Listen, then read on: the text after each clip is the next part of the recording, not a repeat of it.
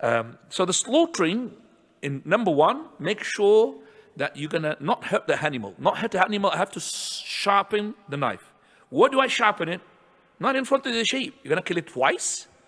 Wallahi, somebody said to me, because of this place they sharpen the knife and kill the animal in front of another animal, the meat taste changes. It looks like that the animal, as soon as he sees his sister, his brother, his whatever, nephew, his relative, his acquaintance, he's been slaughtered in front of him, that makes some sort of maybe adrenaline to kick in and change the taste of the meat. This person, he had seen that. Because when he goes to the kosher, tastes nicer than this person who's slaughtering in the name of Allah, yet he's slaughtering in a way which will harm the animal. So sharpen the knife away from the animal. And also, that is, do not slaughter an animal in front of an animal. You cannot. And when you slaughter, you make sure that this person is slaughtering has got a strong hand. If he's got a weak hand, come on, dear son. He's a kid, for example. Don't make kids slaughter, because it's going to be what? Harming the animal. There has to be with power. It's going to be power to cut the veins, the jugular veins. And he has to, as well, from the etiquettes, to face the Qibla when he is slaughtering. So lie it on the right side and make it up, and then you put your left foot on it, and then you hold it in it, and then you slaughter. And here the slaughtering is going like this, finish. Some people go like that. It doesn't, just one, because the knife will be sharp. One go, and mashallah, subhanAllah made this. As soon as you know, take the wool away, and everything will be with ease. Okay, so when you slaughter, now the animal, as I said, slaughter away from the animals, and don't do like this person, I've seen him, put the animal, I don't know, he's playing kung fu with the animal, subhanAllah. He's really putting it like on his 4 feet, and then bringing the neck back, and he's slaughtering. He said, what is this? This is not allowed, haram. And the Prophet ﷺ had a companion and messenger of Allah, when I'm slaughtering, I'm having mercy on the animal. He said, Allah is having mercy upon you, because you're having mercy upon the animal. So ya akhi, take it easy. This animal, Allah made it for you, not to torture it, to slaughter it in the best of the ways. And then you say, Allahumma hadha anni wa an ahli bayti. This is, so Bismillah. Remember, the Bismillah is on the animal, is not on the knife. I'm saying this, you understand. So if you said Bismillah, and hang on a second, the knife is not really good, it's blunt. Keep the knife. I don't have to say Bismillah again, because the Bismillah is what? On the animal. So if I said Bismillah on this animal, and said, this animal I don't want, I want this one, bring it. I cannot use that Bismillah for the other animal. I have to say Bismillah on the other animal. So this is very important. So my Bismillah is not on the knife, it's Bismillah on the sheep. This differs when you hunting. The hunting is actually on the animal that you hunt with. So you have a dog, you've been trained for hunting, and you said to the dog, Bismillah. Even he was pointing to a particular bird or particular animal far off, and that animal, he did not go to that bird, he went to another bird. It doesn't matter, because, my Bismillah is on what? On the tool, which is, this dog is equivalent to my knife. So it doesn't matter where he goes and take an animal, because my Bismillah is not on the animal that I'm sending to hunt him. Differs from the knife. So the knife is equivalent to that dog. So Bismillah on the knife, no. Bismillah is on the sheep. But in the hunting is Bismillah on the knife, which is the dog. I hope that you understand that.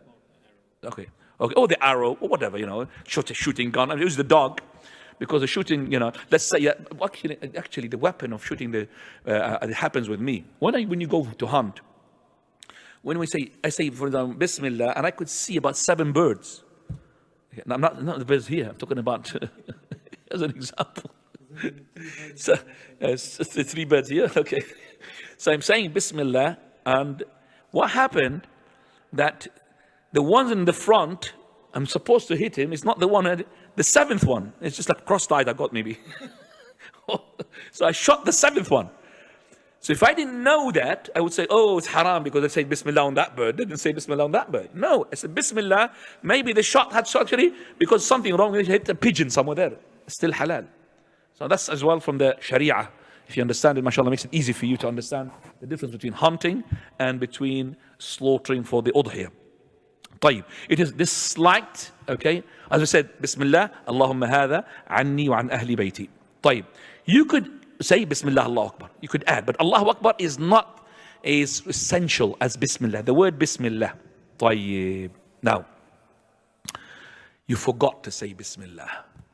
We have a difference among the scholars. Shaykh ibn Taymiyyah says he's not allowed to eat it. But Abdullah ibn Abbas, he had said, رُفِعَ عَنْ أُمَّةِ الْخَطَأُ وَالنِّسْيَانِ وَمَا اسْتُكْرِهَ. Now, saying Bismillah, okay, onto the knife, if you forgot, and that's the correct opinion, no problem. Deliberately, it will not be allowed to be eaten. As for the hunt, Bismillah, if you have not said it, then it will not be eaten. So, okay, so Nisyan al-Tasmiyah, if you have deliberately not to say Bismillah in Udhiyah, it will not be accepted. In the hunt, okay, in the hunt, Bismillah, if you have forgotten that, it will not be accepted. This is what the proofs of the ahadith of the Prophet sallallahu alaihi wasallam. Right, it is disliked to cut the neck, but this person is an idiot. He had actually cut the sheep from the back, from the neck. If that sheep had died before he had cut the veins, of course, it's going to be sin for what? Torturing the animal. But if the animal died before he reached the veins, then that udhiyah is not accepted. The meat is not going to be as well eaten. طيب. Now, is the women allowed to make the udhiyah? I was reading today at Taghrida, Twitter for somebody. And he says, Alhamdulillah, the scholars, he said Arabic, Alhamdulillah, لقد أباح العلماء الذبح المرأة. قد أباح العلماء. شفت أنت؟ ذبح المرأة. He's seen that, Sheikh. So I was looking at it today. It's been sent for long, but today I was looking at it. أباح العلماء ذبح المرأة means the scholars had given permission to slaughter the women. It's actually for the women to slaughter. So he said to him, what are you talking about? To slaughter the women to the animal, not slaughter the woman herself. And it's got images of the picture of the person who had said it. SubhanAllah. So you have to be careful when you say the words. Otherwise they're going to be taken away and God knows what's going to happen. Right. It's better to slaughter yourself, but no problem. You could give the go-ahead for somebody to slaughter, but it's better to witness as well yourself. Or if you can't do this or that, like you're sending it to somebody else, somewhere else in the country or something. Like for example, I'm going to make udhiyah on behalf of somebody else. No problem, inshallah. Okay. طيب. So the woman, she could slaughter. The child cannot slaughter unless he's powerful. As for the blind, it's disliked because he doesn't know where is he. I'm going to take him his knife and this way. Why should the blind slaughter the animal? Right, because he might be harming the animal. Wallahu ta'ala a'lam.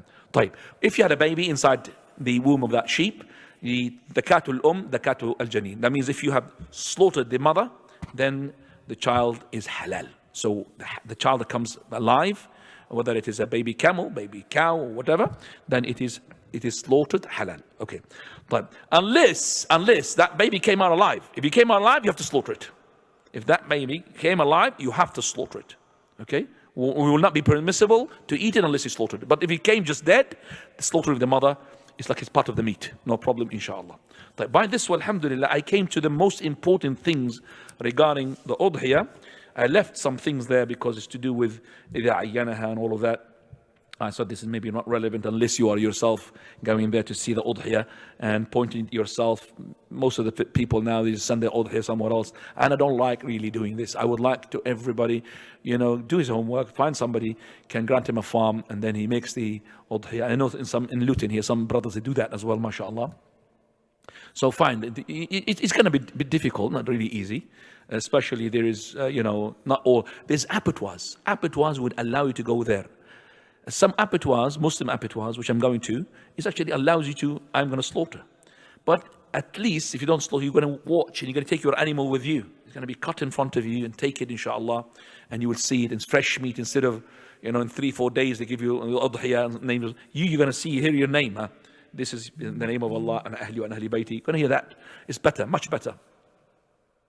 طيب. Let's say this person, I'm just giving here some quizzes here for myself to. If this person, for example, he had, I'm going to question you guys, inshallah. This person is hunting. I said, this person is hunting and he had made tasmiyah on his arrow. And then he took another arrow and he hit the animal with halal or haram.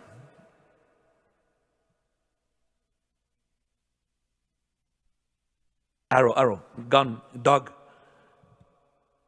So if I said Bismillah on the dog and I took another dog, so if I took another arrow, it's what? Haram. Remember, hunt is different. The sheep for the udhiyah, the sheep, blunt, no problem doing that, but don't say Bismillah because my tasmiyah is on the animal itself, I'm slaughtering. But in the hunt, it's on the weapon. Yes. So if I took an arrow, said Bismillah, then I took another arrow, I have to take Bismillah. Okay. Right. Okay, now if this person had said Bismillah, and then comes Saeed, he said, Salamu alaikum. I said, Wa alaikum assalam wa rahmatullahi wa barakatuh. Can I slaughter or my Bismillah is enough? Do you understand me? It happens. Bismillah. Somebody, Ya akhi, khud as-sikina. ايش بدك? شو بدك? Take the knife and then start talking after the Bismillah. Can I use that Bismillah? And I slaughtered. Somebody says, oh my God. You said Bismillah and then you just uttered a word. Then your Bismillah is gone and finished, brother. What do you think, brothers?